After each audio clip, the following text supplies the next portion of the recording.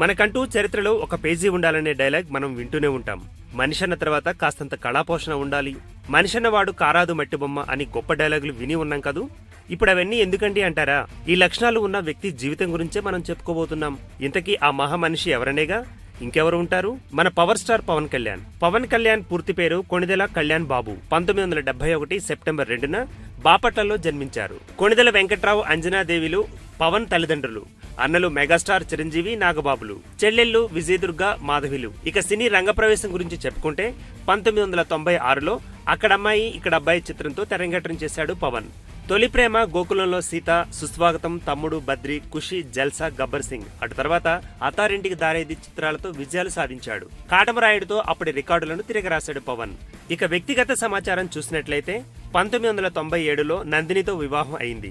2009లో రేణు దేశాయిని పెళ్లాడగా వారికి అకిరా నందన్ ఆద్యాలు జన్మించారు. అటు తర్వాత విదేశీయురాలు అన్నా వైష్ణవాను వివాహమాడారు. వారికి ఒక అమ్మాయి కలిగింది. ఇక పొలిటికల్ రంగ ప్రవేశాన్ని చూసినట్లయితే తన అన్న చిరంజీవితో ప్రజారాజ్యం పార్టీకి కొంత సపోర్టు చేసినా కొన్ని కారణాల వల్ల ఆ పార్టీ నుండి వైదొలిగారు. రాజకీయంగా తాను 2 రాష్ట్రాల ప్రజలకు సుభిక్షమైన పాలనను అందించాలనే తలంపుతో ప్రత్యక్ష రాజకీయాల్లోకి అడుగుపెట్టారు. 2014 మార్చి 14 నాడు జనసేన పార్టీని స్థాపించారు. తొలుత అధికార పార్టీలను ప్రశ్నిస్తూ ప్రజలకు మరింతగా దగ్గరయ్యారు. పవన్లోని ప్రత్యేకతలను పరిశీలించినట్లయితే కామన్ మ్యాన్ ప్రొటెక్షన్ సంస్థను స్థాపించి లేనివారిని ఆదుకున్నారు. నిరుపేదల అవసరాలను గుర్తెరిగి వివిధ వర్గాల ప్రజలను ఆదుకున్నారు. దానగుణంతో వేలాది మందికి ఆపన్నహస్తం అందించారు పవన్. ఏపీలో హుదూద్ తుఫాన్ బాధితులను, ఉత్తరాఖండ్ తుఫాన్ బాధితులను పవన్ ఆదుకున్న తీరు ఆయన వ్యక్తిత్వానికి అద్దం పడుతుంది.